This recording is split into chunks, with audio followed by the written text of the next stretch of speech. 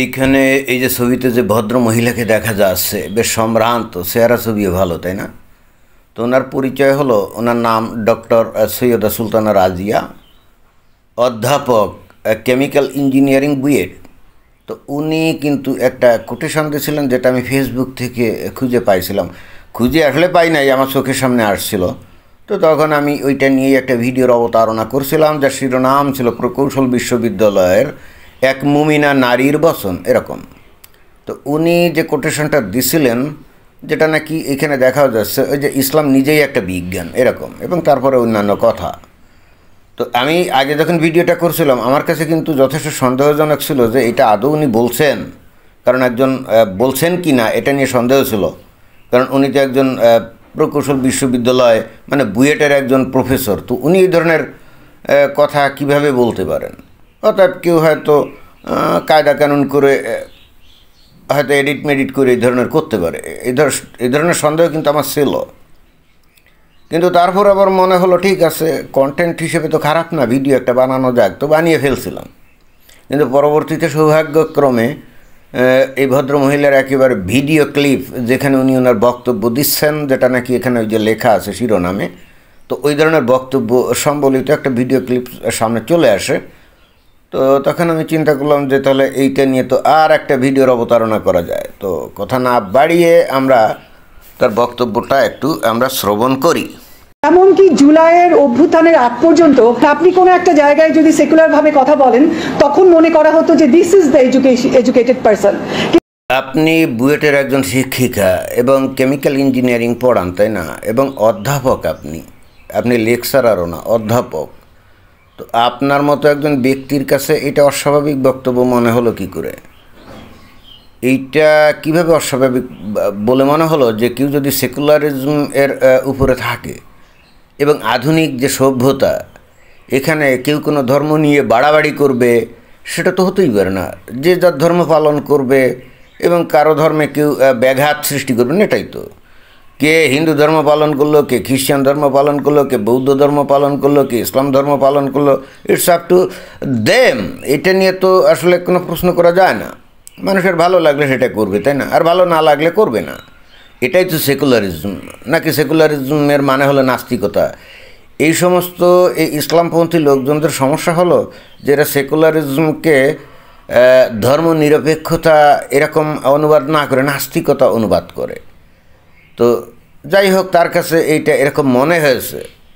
তো ঠিক আছে, ভালো কথা, দেখি তার কাছে মানে তার কাছ থেকে আরেকটু শোনা যাক। কেউ যদি ধর্মীয় কথা বলে তাহলে সে আবার এডুকেটেড না। কেউ যদি শুধুমাত্র তার নিজের ধর্মের কথা বলে এবং হাজারভাবে প্রমাণের চেষ্টা করে যে তার ধর্ম কত প্রকারের সত্য এবং বাকি ধর্মগুলো কত প্রকারে ভুয়া বা মিথ্যা, তো এই ধরনের একপাক্ষিক বক্তব্য যদি কেউ দেয় এবং কারো মাথার মধ্যে যদি এই ধরনের একটা দর্শন থাকে, তাহলে তো অবশ্যই তাকে বলতে হবে যে সে এডুকেটেড না। এটাই তো সঠিক। এটা তো কোনোভাবেই হতে পারে না। আধুনিক বিজ্ঞানের যুগে এসে যেখানে জ্ঞান বিজ্ঞানের প্রসার ঘটছে, মানুষ যে কোনো ইনফরমেশন উইদিন সেকেন্ডস পেয়ে যায়, এই রকম একটা পরিস্থিতির মধ্যে কেউ যদি এসে তার ধর্ম একমাত্র সঠিক আর বাকিগুলো ভুয়া, এরকমভাবে কথাবার্তা বলে, মানে ধর্মের কথা এইভাবে যদি উপস্থাপন করে, তাহলে তো বুঝতেই হবে যে তার ব্রেনে সমস্যা আছে, আসলে সে এডুকেটেড না। এটা তো সঠিক কথা, কিন্তু আপনার কাছে এটা বিস্ময়কর মনে হচ্ছে কেন? সায়েন্সকে যদি ইসলামাইজ করতে যাওয়া হয়, হবে না তো। Science itself Islam. Science itself is Islam, right? কি অদ্ভুত কথা উনি বললেন, এবং উনি কি বুঝে শুনে বলছেন? আমার ধারণা মোটেও না, উনি আবেগের বশবর্তী হয়ে বলছেন, তাই না? সায়েন্স ইটসেলফ ইজ ইসলাম, এটা কোনো কথা হলো? ওনার মতো একজন অধ্যাপকের মুখ থেকে যদি এই ধরনের কথা বের হয় এবং যার পিছনে আদৌ কোনো যুক্তি নাই, এবং ওনাকে যদি বলা হয় যে আপনি একটু যুক্তি টুক্তি দেখান তো, যে আপনি বক্তব্য দিলেন, উনি একটা যুক্তি দেখাতে পারবেন না, তাহলে উনি এই কথা এখানে একটা সেমিনারে কেন বলছেন? কারণ তার সামনের দর্শকরা এই ধরনের কথা শুনতে আগ্রহী, কারণ তারা তো সব ধর্মোন্মাদ টাইপের লোকজন। তো তাদের কাছে যদি বিজ্ঞানী ইসলাম এইভাবে বলা হয়, তাহলে তারা খুশি হবে না। এবং উনি বস্তুত এই ধরনের পপুলিস্ট বক্তব্য উনি দিচ্ছেন, কিন্তু ওনার পজিশন থেকে ওনার পজিশন থেকে উনি তো বুয়েটের একজন শিক্ষিকা, বিজ্ঞান শিখান, তাই না? তো ওনার পয়েন্ট অফ ভিউ থেকে কি আসলে এই ধরনের কথা বলা এটা কি যুক্তিসঙ্গত? এবং এই ধরনের মানুষদের কথাই তো সাধারণ মানুষ অনুসরণ করে, শোনে, বিশ্বাস করে। তো এবং পরবর্তীতে যে সাধারণ মানুষ বলে যে বুয়েটের একজন শিক্ষিকা উনি এরকম কথা বলছেন, তাহলে আমরা তো অত উচ্চ শিক্ষিত না, তাহলে আমরা কি আর অত কিছু জানি? উনি যখন বলছেন তাহলে তো এটা সঠিক। মানে এই একটা বক্তব্য, এইটার প্রভাব কিন্তু সমাজে বিশাল, এবং উনি মনে হয় সেটা জানেন যে তার এই একটা বক্তব্যের প্রভাব কিন্তু সমাজে বিশাল। কিন্তু যে বক্তব্যটা দিচ্ছেন সেটা কি আসলে অথেন্টিক? মোটেও অথেন্টিক না। উনি কিভাবে বললেন যে ইসলামী বিজ্ঞান, মানে বিজ্ঞানী হলো ইসলাম, এটা কি, মানে এটা যৌক্তিকতা কি, মানে কী ধরনের কথা উনি বললেন? কিন্তু কথা হচ্ছে যে ওনার সামনে তো কেউ প্রশ্ন করবে না, কেউ কিন্তু জিজ্ঞেস করবে না যে আপনি যে বক্তব্যটা দিলেন এটা কিসের ভিত্তিতে দিলেন। কারণ তারা তো, মানে তার সামনে যারা শ্রোতা তারা তো এই বক্তব্য শোনার জন্যই মেন্টালি প্রিপেয়ার্ড, তাই না? আল্লাহ তাআলা বিজ্ঞানের মধ্যে সবকিছু দিয়ে দিয়েছেন। সো এত আবেগ নির্ভর কথা একজন বিজ্ঞান আর শিক্ষকের কাছ থেকে কিভাবে আসতে পারে? উনি বললেন যে আল্লাহ তাআলা বিজ্ঞানের মধ্যে সব কিছু দিয়ে দিয়েছেন। বলেন তো, এগুলো কথার কোনো অর্থ হয়? আল্লাহ কি কোনো ওই নবীর কাছে কোনো বিজ্ঞান কিতাব নাজিল করছে নাকি? না, তা তো করে নেই। আল্লাহ তাআলা নবীর কাছে নাজিল করছে কি? কোরআন, তাই না? তো মুসলমানরা কেউ বলবে যে কোরআন একটা বিজ্ঞানের বই? না, তাও বলবে না। আবার অ্যাট দ্য সেম টাইম দুনিয়ার সকল বিজ্ঞানের রহস্য, তথ্য এবং তত্ত্ব এইগুলো আবার বিজ্ঞানের মধ্যে আছে, এটাই বিশ্বাস করবে, তাই না? তো বিজ্ঞানের মধ্যে আল্লাহ তাআলা সব দিয়ে দিয়েছেন, এই ধরনের মানে একটা নাইভ টাইপের বক্তব্য দেওয়ার মানে কী অর্থ থাকতে পারে? কারণ ওই যে সামনের শ্রোতাগুলো এটাই পছন্দ করে, তাই না? এখন দেখেন যে ওনার এই কথাবার্তার ভিত্তিতে অন্য ধর্মের লোকজনও কিন্তু একই কথা বলতে পারে। যেমন খ্রিস্টানরা বলতে পারে যে তাদের ঈশ্বর বিজ্ঞানের মধ্যে তাদের খ্রিস্টিয়ানিটি দিয়ে দিয়েছে। জুডাইজমের অনুসারীরা বলতে পারে তাদের ঈশ্বর বিজ্ঞানের মধ্যে তাদের ধর্মের সব কিছু দিয়ে দিয়েছে। হিন্দুরা বলতে পারে তাদের ঈশ্বর তাদের বিজ্ঞানের মধ্যে তাদের ধর্মের সব কিছু দিয়ে দিয়েছে। কি বলতে পারে না? প্রত্যেকেই কিন্তু পারে। এবং যদি প্রত্যেকে ওই রকম বলে তাহলে সেই ক্ষেত্রে উনি কি মানবেন? না, তা মানবেন না। বাট উনি যে কথাটা বললেন যে বিজ্ঞানের মধ্যে আল্লাহ সব দিয়ে দিয়েছেন, এই যে একটা স্টেটমেন্ট, এটা তো আসলে একটা ভেগ স্টেটমেন্ট, তাই না? এটার তো আসলে কোনো অর্থ হয় না। এবং এরপর যদি ওই একই যুক্তি অন্য ধর্মের বিষয়গুলো যেটা আমি একটু আগে বললাম ওই রকম বলা হয়, তখন উনি কিন্তু সেটা মানবেন না। উনি মানবেন না এই কারণে যে উনি একজন সহি মুমিন না। কারণ ওনার কাছে ইসলাম ছাড়া অন্য ধর্মের কোনো মূল্য তার কাছে নেই এবং গ্রহণযোগ্যতা তার কাছে নেই, এবং অন্য ধর্মে কি বলা আছে সে বিষয়ে জানারও কোনো তার কৌতূহল আগ্রহ তো নাই, এবং জানাকে মনে করে যে কঠিন গুনাহ। তো ম্যাডাম, আপনি যে কথা বললেন যে মানে বিজ্ঞানের মধ্যে আল্লাহ তাআলা সব দিয়ে দিয়েছে, ভালো কথা। তো এই একই বক্তব্য তো অন্য ধর্মের লোকজনরাও দিবে যে তাদের ধর্মে তাদের ঈশ্বর সব কিছু দিয়ে দিয়েছে। তখন আপনার বক্তব্য কি আছে? কোনো বক্তব্য না, কোনো বক্তব্য নেই। এবং কেউ কিন্তু তাকে এই যে এখানে উনি বক্তব্য দিচ্ছেন না, বললাম না যে সবাই তো তার কথা যাই বলছেন, সবই তো ইসলামের ফেভার বলছেন, সবাই কিন্তু mentally prepared to listen to her and agree with her. এটা তো মানে পরিষ্কার, তাই না? তাহলে ওনার বক্তব্যকে তো কেউ এখানে চ্যালেঞ্জ করবে না। আর যেহেতু চ্যালেঞ্জ করবে না, সেহেতু উনি মনে করবেন উনি যা বলছেন সবই রাইট। বিজ্ঞান ইজ ইসলাম, এটাকে ইসলামাইজ করার কিছু নাই। বিজ্ঞান ইজ ইসলাম, ভালো কথা। এটা হলো আপনার আবেগীয় বক্তব্য, এর পিছনে কোনো যুক্তি নেই। তো ঠিক আছে, খ্রিস্টানরা বলবে খ্রিস্টিয়ানিটি ইজ সায়েন্স, ইহুদিরা বলবে জুডাইজম ইজ সায়েন্স, বুদ্ধিস্টরা বলবে বুদ্ধিজম ইজ সায়েন্স, হিন্দুরা বলবে হিন্দুইজম ইজ সায়েন্স, তাই না? তো তারাও তো একইভাবে বলতে পারে। তো বললে সেটা কি রাইট হবে নাকি? এখন যদি আপনি বলেন যে না রাইট হবে না, তো আপনার বক্তব্য কিসের ভিত্তিতে রাইট হবে বলেন তো? আপনার বক্তব্য যে রাইট হবে তার ভিত্তি কি কোনো যুক্তি আছে? না, নাই। আর আপনি যদি গায়ের জোরে আপনার বক্তব্য রাইট বলেন, তো অন্যরাও গায়ের জোরে তাদের বক্তব্য রাইট বলবে। তো তাহলে তো বাঁধলো কি দ্বন্দ্ব, সংঘাত, সংঘর্ষ, বিশৃঙ্খলা, তাই না? আপনার বক্তব্য যে কতটা উগ্রপন্থী কথাবার্তা, এটা কি আপনি কখনো চিন্তা করছেন? না, এগুলো চিন্তা করে উনি কথা বলছেন না, বাংলাদেশে বসে তো কথা বলছেন, তাই না? একটা ভয় আছে, রিলিজিয়াস এক্সট্রিমিজম এবং ইনটলারেন্স। এটা যদি আমরা হ্যান্ডেল করতে রেডি না থাকি, এই যে আমাদের অ্যাচিভমেন্টটা হলো মাল্টিকালচারিজমের, আবার ব্যাক করে যাবে সেকুলারিজমের হাতে। একজন বুয়েটের শিক্ষিকার এ হলো মেন্টাল সেট আপ। উনি কিন্তু নিজেই বুঝলেন না যে উনি ভয়ঙ্কর রকমভাবে কন্ট্রোভার্সিয়াল কথা বললেন, স্ববিরোধী কথা বললেন, কিন্তু উনি উনি উনি কিন্তু সেটা বুঝতে পারছেন না। She doesn't have that intellect to understand that she is talking something very controversial. No, she can't comprehend it at all. আদৌ বুঝতে পারতেছে না। এবং বাংলাদেশের শিক্ষকদের স্ট্যান্ডার্ড দেখছেন, কোয়ালিটি দেখছেন, সে যে কন্ট্রোভার্সিয়াল কথা বলছে এটা কিন্তু সে বুঝতেই পারছে না। ফাইনালি কি বললো যে একটা সমস্যা আছে, কি এক্সট্রিমিজম, এটাকে যদি কন্ট্রোল বা নিয়ন্ত্রণ না করা যায় তাহলে ইভেনচুয়ালি ওই সেকুলারিজমের দিকেই মানুষ ধাবিত হবে। তা উনি এতক্ষণ কোরআনকে বিজ্ঞান, বিজ্ঞান is Islam, Islam is science, কত কথা বললেন, তাই না? তো ইসলাম যদি সায়েন্স হয় তাহলে ইসলামের প্রত্যেকটা কথা সায়েন্টিফিক। তো ইসলামের কথাগুলো আমরা কোথায় পাবো? কোরআন এবং হাদিস, রাইট? তো ওই কোরআন এবং হাদিসের প্রত্যেকটা কথা যদি সায়েন্টিফিক হয় তাহলে অবশ্যই এটাকে সবাই মেনে নিতে হবে, কারণ সায়েন্টিফিক কোনো বিষয় এটাকে তো কেউ অস্বীকার করতে পারবে না। সায়েন্সের কোনো বক্তব্য বা বিষয় এটা তো পর্যবেক্ষণ দ্বারা এবং কার্যকারণ তথ্য দ্বারা প্রতিষ্ঠিত হয়। কেউ তো একটা মানে যা ইচ্ছে খুশি বললো সেটা তো সায়েন্স না। এখন দেখেন যে উনি বললেন যে ইসলাম ইজ সায়েন্স, তার মানে কোরআনের বক্তব্য সায়েন্স, হাদিসের বক্তব্য সায়েন্স, তাই না? এবং সে এখন সায়েন্সের বিরুদ্ধে তো কি আপনি কথা বলতে পারবেন না, এবং কোনো যুক্তিতর্ক দিয়ে তো সায়েন্সকে আপনি হারাতে পারবেন না। তাহলে দেখেন উনি আদিভৌতিক অনেক আয়াত থেকে উনি হয়তো ওখান থেকে সায়েন্স বের করবেন। দাহা শব্দ থেকে উনি উট পাখির ডিম বের করে বলতে পারেন যে পৃথিবী তো উট পাখির ডিমের মতো, তাই না? ওই যে ডাক্তার জাকির নায়েকের মতো। আচ্ছা, ভালো কথা, কিন্তু এখানে তো খালি দাহা উট পাখির ডিমের মতো পৃথিবী বা উল্কাখণ্ড, ওই যে শয়তান দাবড়া, এই সমস্ত কাহিনী ছাড়াও তো, এই সমস্ত কথাবার্তা ছাড়াও তো অনেক আরও অন্যান্য কথাবার্তা আছে, রাইট? যেমন এই যে সূরা আত-তাওবার 5 নম্বর আয়াতে বলছে, নিষিদ্ধ মাস হতে ক্রান্ত হলে মুশরিকদেরকে যেখানে পাও সেখানে হত্যা করো, তবে যদি তারা ইসলাম কবুল করে তাহলে তাদের পথ ছেড়ে দাও, তাই না? 29 নম্বর আয়াতে কি বলছে? যুদ্ধ করে ইহুদি ও খ্রিস্টানের সাথে যতক্ষণ পর্যন্ত না তারা ইসলাম গ্রহণ করে, তবে যদি তারা ইসলাম গ্রহণ করে তাহলে তাদের পথ ছেড়ে দাও। তাহলে এই বক্তব্যগুলো কি এটাও কি সায়েন্টিফিক হবে না? অভ্রান্ত হবে না? তো একজন মুসলমান সে তো ইভেনচুয়ালি এই বিধি বা এই রীতি বা এই আইন বা এই বিধান ফলো করতে পারে, করে তাহলে কি হবে? তাকে বলা হবে এক্সট্রিমিস্ট, না?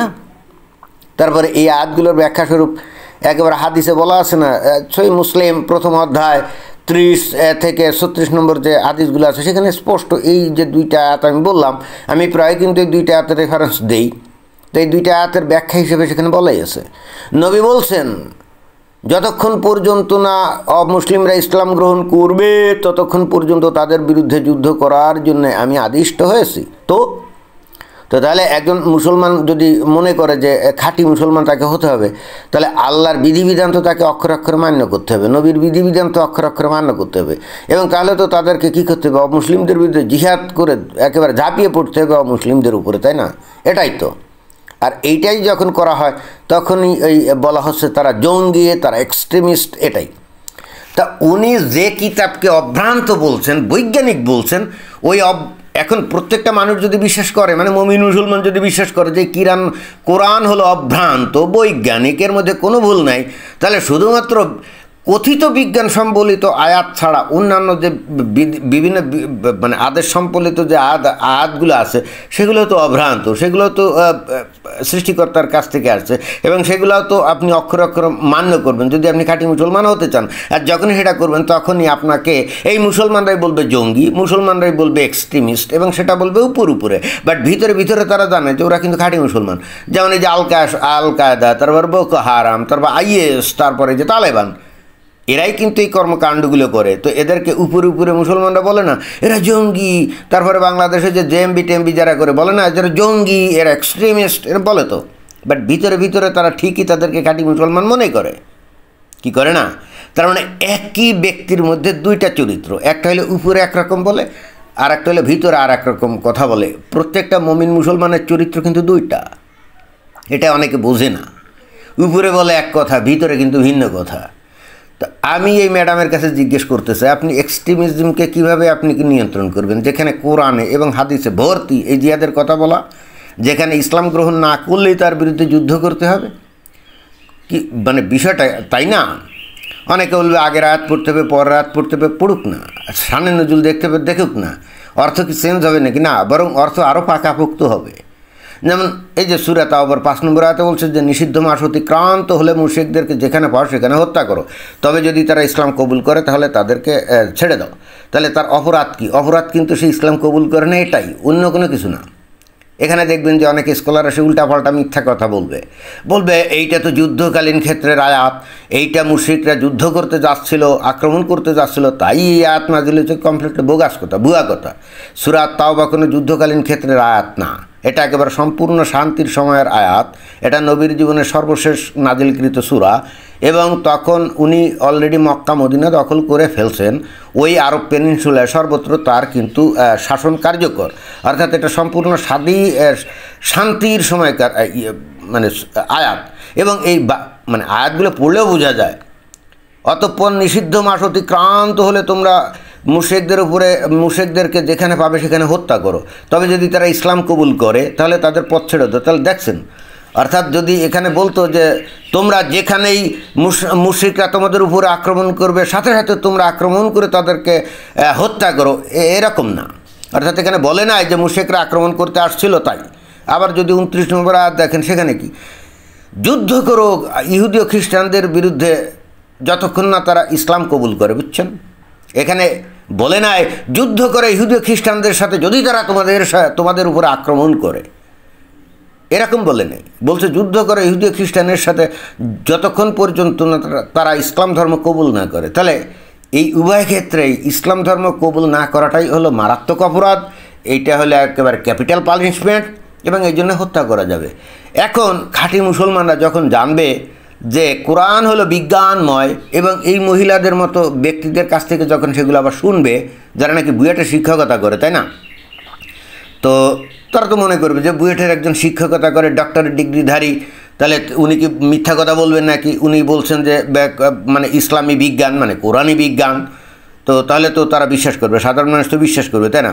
তো তখন তারা চিন্তা করবে যে হ্যাঁ, খালি যে কোরআনের বিজ্ঞানময় আয়াত সঠিক আর অন্য আয়াত যে সঠিক না তা তো না, অন্য আয়াতও তো সঠিক, এবং সেটাও তো তাদেরকে মান্য করতে হবে। তো সেই ক্ষেত্রে এই যে এই ইহুদি নাসারা, কাফের, মুনাফেক, মুশরিক, তাদের বিরুদ্ধে তারা যে কোনো মোমেন্টে আক্রমণ করবে, যেহেতু তারা ইসলাম গ্রহণ করে না।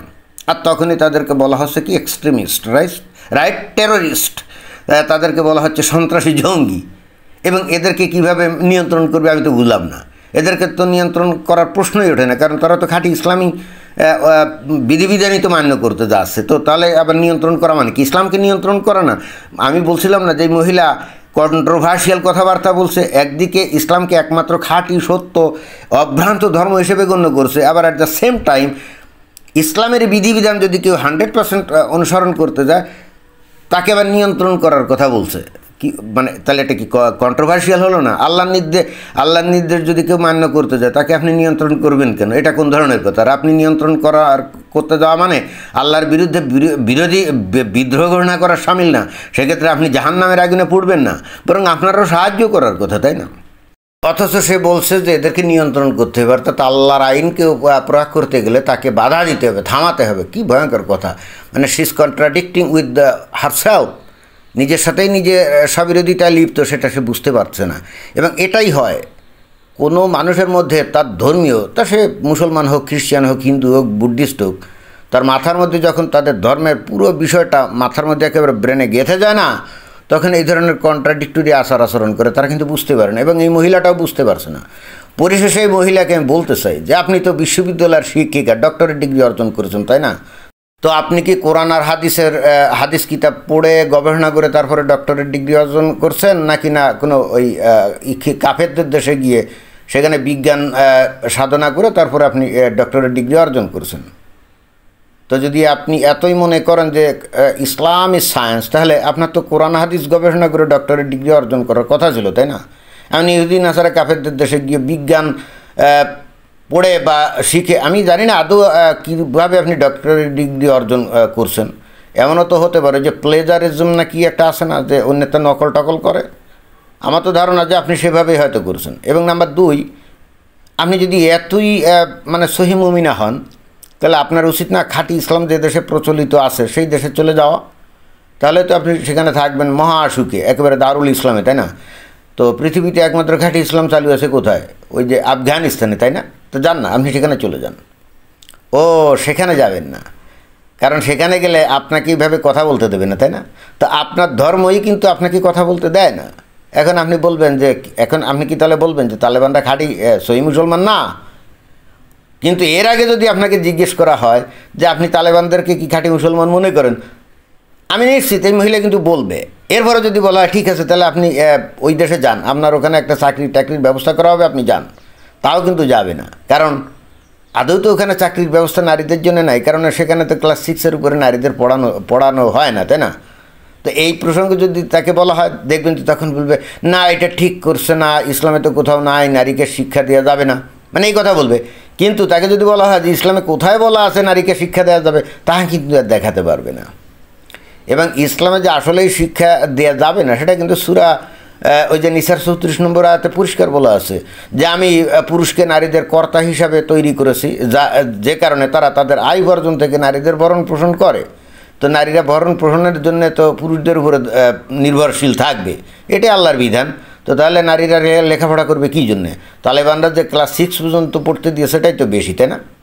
তো এত যখন ধার্মিক, এতই যখন ইসলামের প্রেমে গদগদ, মাথার মধ্যে কিলবিল করে ইসলাম, তো তাহলে সে যদি এখন আফগানিস্তানে, তার কি এখন আফগানিস্তানে যাওয়ার কথা না? তাহলে সেখানে ভালো থাকতো, তা কিন্তু সে যাবে না। তার সুযোগ দিলে বা সুযোগ পাইলেই সে কিন্তু পশ্চিমা দেশে গিয়ে সেটেল ডাউন করবে।